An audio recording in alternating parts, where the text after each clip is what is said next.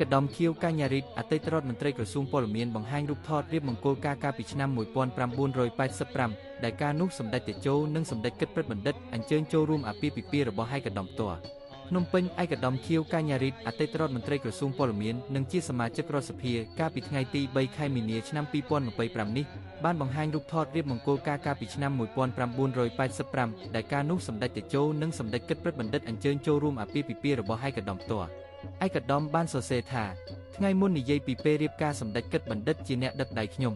យប់នេះរើរូបដើម្បីបោះសៀវភៅថ្មីមួយទៀតនៅខែមេសា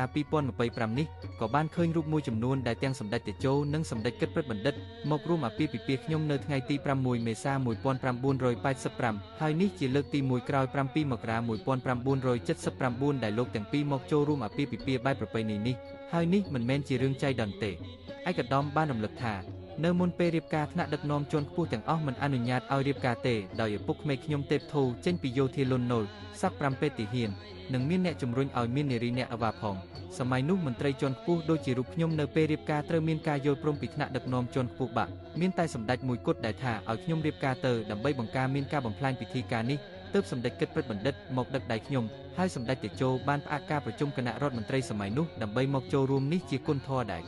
ខ្ញុំមិនអាចបំភ្លេចបានរហូតមួយជីវិតខ្ញុំ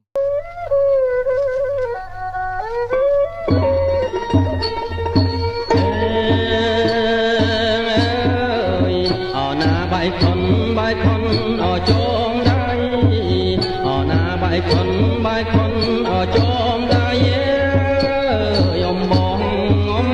បីសរសៃអណាចងដៃកូនយើងជឿណាថ្លៃណាអណាចងដៃកូនយើង